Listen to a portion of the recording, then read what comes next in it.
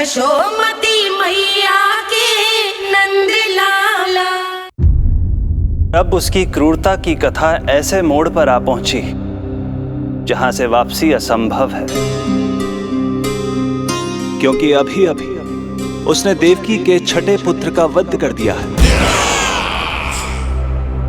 हे प्रभु, कितना दुर्दांत है ये कंस। किंतु एक ही जन्म में एक साथ दो माताओं का पुत्र बनने में उसने आपकी सहायता कैसे की प्रभु? उसके भय ने उससे ये कार्य सहज ही करवा दिया देवराज। जन्म लेते ही माता देवकी के सभी पुत्रों की हत्या कर उसने मुझे विवश कर दिया है। अब जीवित रहने के लिए मेरे अवतार को माता देवकी की कोख से जन्म लेने के तुरंत बाद मैया यशोदा के पास गोकुल जाना ही होगा। और इस प्रकार कंस के कारण एक ही जन्म में दो माताओं का पुत्र बनने का आपका वचन सत्य सिद्ध होगा। आपकी लीला अपरंपार है प्रभु। आप सब अब निश्चिंत होकर जाइए। मेरे अवतार के जन्म होने की घड़ी अब निकट ही है। हम धन्य हुए प्रभु। हम धन्य हुए प्रभु।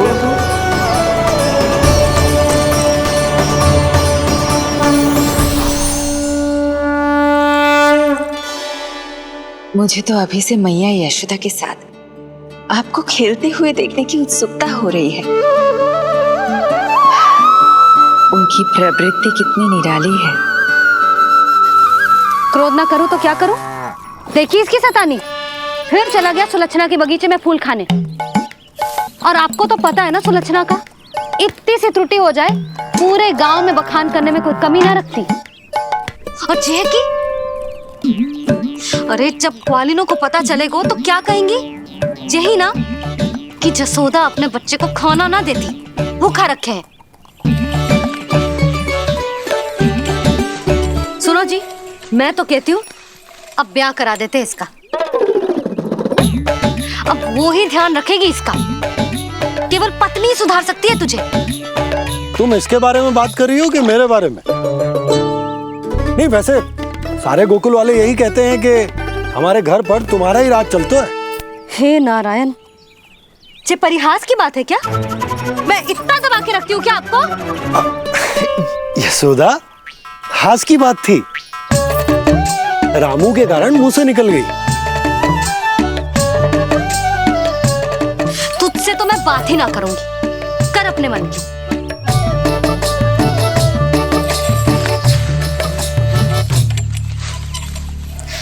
पता है तुझे कितना क्रोध आता है जब तू ऐसे बिना बताए घर से चला जाता है। प्रेम है जे मेरा, चिंता है मेरी। तुझे कुछ हो जाए तो अपना लल्ला माना है तुझे।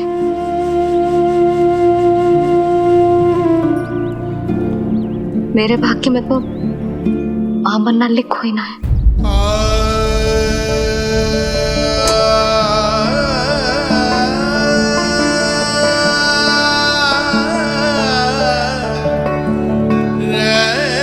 यशोदा,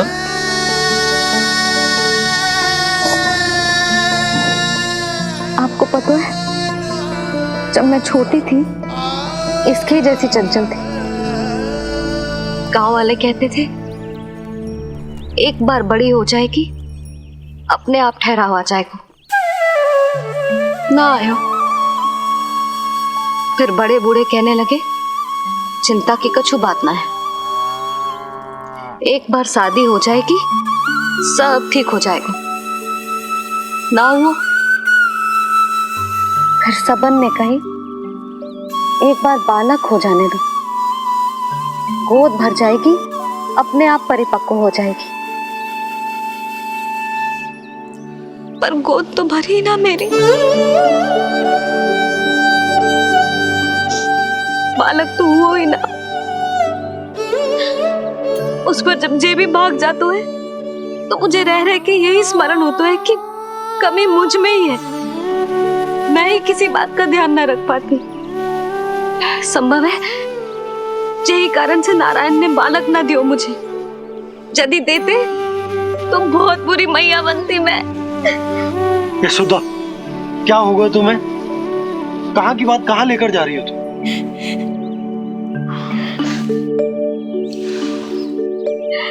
बालक अवश्य होगो हमें, और बहुत अच्छी मैया बनोगी तुम। बस नारायण सही समय की प्रतीक्षा कर रहे हैं। मेरी तो ना सुन रहे थे, आप ही कह दियो उनसे, अब और प्रतीक्षा ना होगी मुझसे।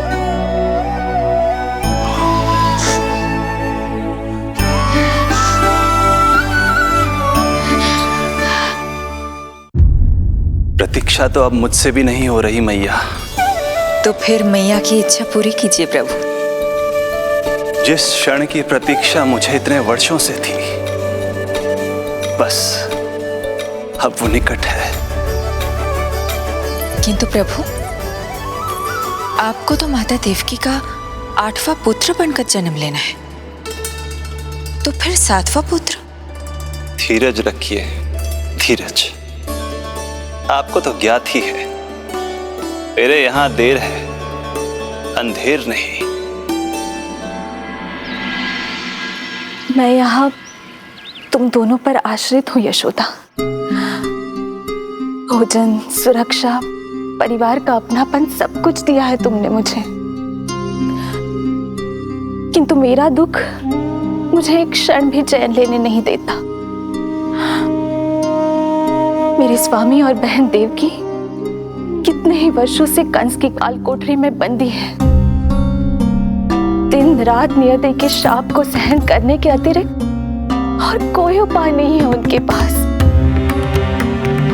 ऐसे में मैं सुख की सांस कैसे लूं? कीर्तिमान की हत्या के बाद मेरी सुरक्षा के लिए मेरे स्वामी ने मुझे यहाँ भिजवा दिया चुपचाप, किंतु मेरा हृदय तो वही छूट गया यशोदा।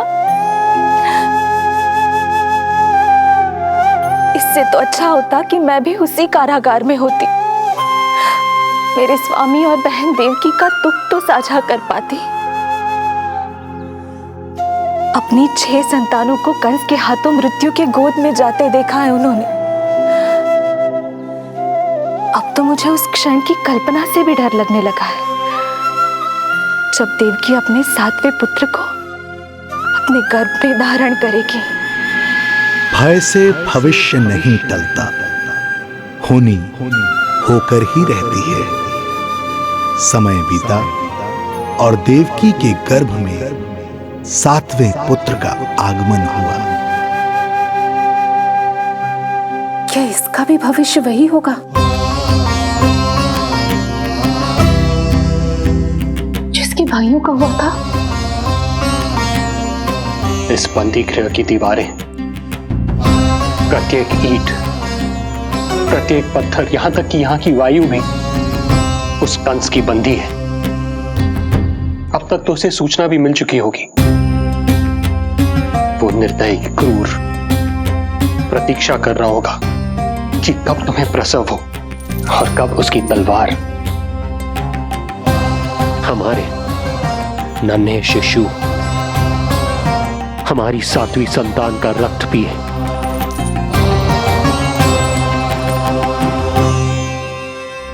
दुर्जन, तुम देवकी की कालकोठरी के बाहर स्वयं उपस्थित रहोगे, प्रत्येक पल 8वां प्रहर। जैसे ही शिशु पहली श्वास ले, तुम मुझे सूचित करोगे। अवश्य महाराज, आज्ञा दें।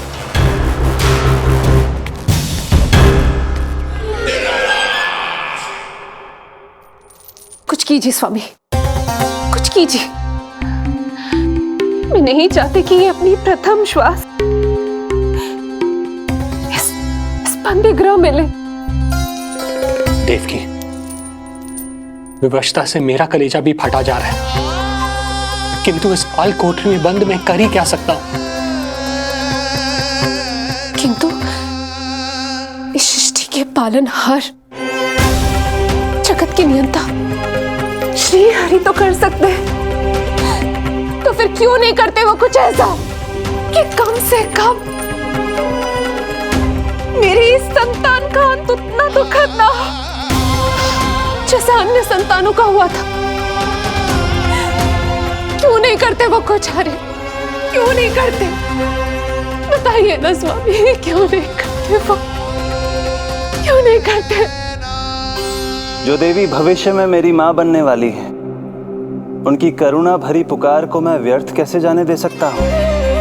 कंस के राक्षस तत्व के अंत के लिए ऐसी माया की आवश्यकता है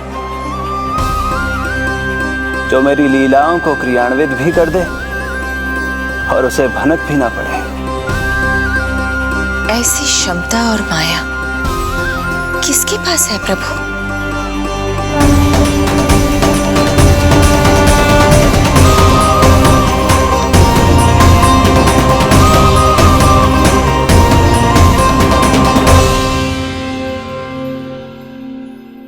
ओम नमो आकर्षिणी ज्वाला मालिनी, ओम नमो भगवती क्लेशनाशिनी।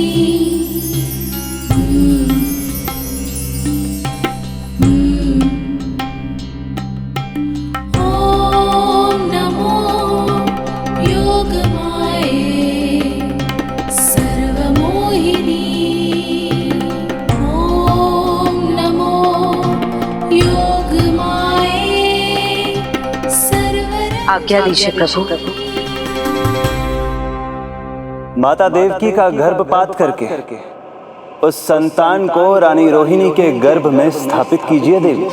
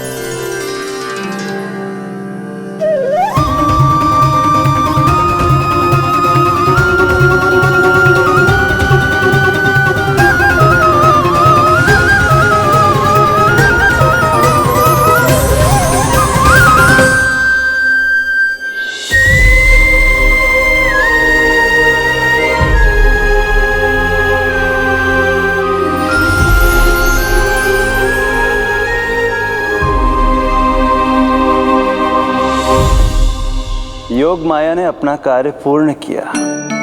सुबह सूर्य की रश्मियां देवी रोहिणी को ऐसा संदेश सुनाएंगी जिसे सुनकर वो प्रसन्नता से झूम उठेंगी।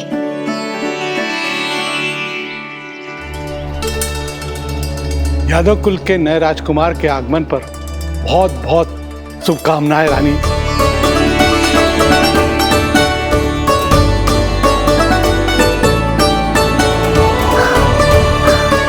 यशोदा, मैं माँ बनने वाली हूँ। यशोदा, सुना तुमने? चिच्ची, मैं माँ बनने वाली हूँ। मैं माँ बनने वाली हूँ यशोदा। अरे संभाल के जीजी चिकार कर रही हो। बधाई हो जीजी, बधाई हो, बहुत बहुत बधाई हो।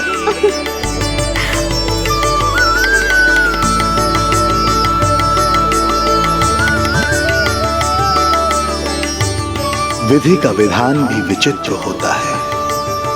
रोहिणी, जिनका ये पुत्र नहीं है, वो प्रसन्न है, किंतु देवकी, जिनका ये पुत्र है, वो व्याकुल है।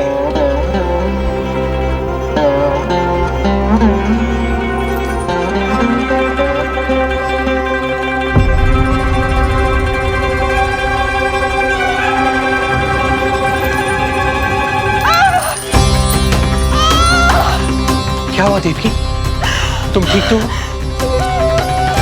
स्वामी, स्वामी मेरा पुत्र, स्वामी हमारा पुत्र चला गया। स्वामी, हमारा पुत्र चला गया। धीरज धरो देवकी, संभव है यही श्री हरि की इच्छा हो। किंतु मैंने उनसे ये तो नहीं मांगा था ना स्वामी। मैंने कहा था हमारा पुत्र यहाँ श्वास न ले। इसका ये अर्थ नहीं था। क्यों किया नारायण ने ऐसा? क्यों किया?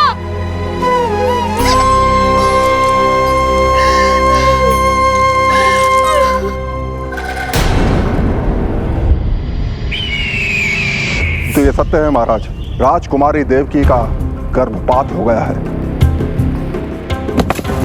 बच गया वो शिशु। किंतु यदि मेरे हाथों उसकी मृत्यु होती तो अधिक कष्ट होता उसे। सुख में समय पंख लगाकर उड़ता है। शीघ्र ही रोहिणी के प्रसव का दिन आ पहुंचा और उसने एक स्वस्थ और सुंदर बालक को जन्म दिया।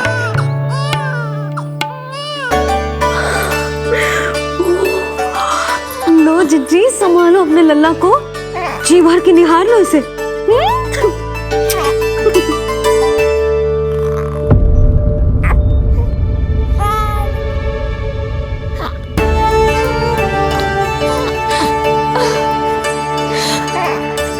मेरा पुत्र राजकुमार।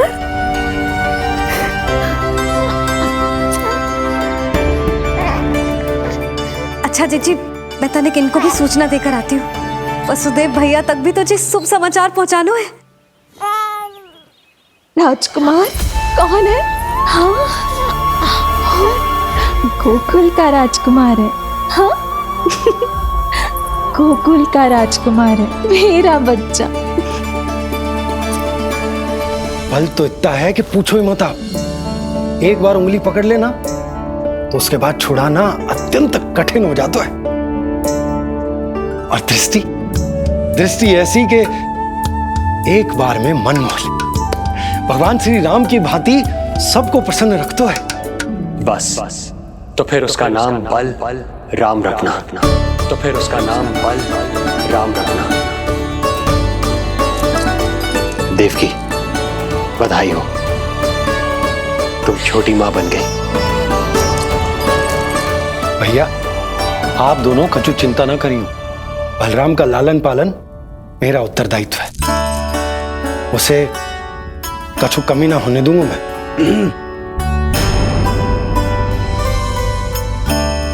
मुझे चलना चाहिए। कितने वर्षों बाद तुम्हारे कारण शुभ समाचार मिला है हमें। श्री नारायण हमेशा तुम पर कृपा बनाए रखे।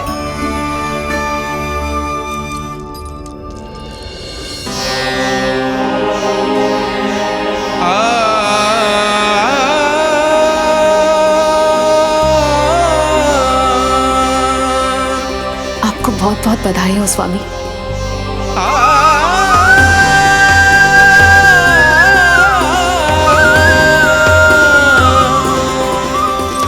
देवकी, क्या हुआ?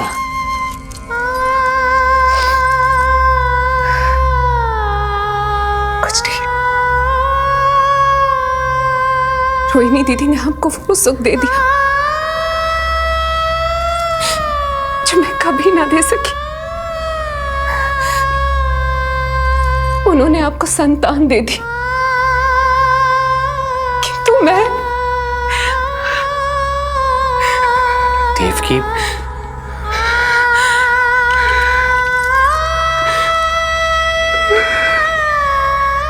इस समय जो व्यथा माता देवकी की है वही पीड़ा माता यशोदा की भी है।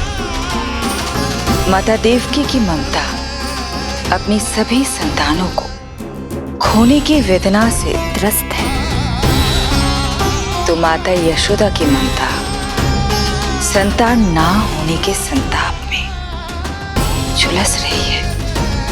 सत्य कहा देवी, मुझे आभास हो रहा है मैया यशोदा का हृदय मुझे अपनी गोद में खिलाने के लिए कितना व्याकुल है। सच्ची श्रीहरि, सच्ची मैं प्रसन्न हूं मैं कि आपके आशीर्वाद से रोहिणी जी को इतना प्यारा लल्ला हुआ है। पर मुझसे क्या त्रुटि हुई नारायण? मुझे क्यों न दियो आपने लल्ला? मुझसे क्या त्रुटि हुई नारायण? मुझे क्यों न दियो आपने लल्ला?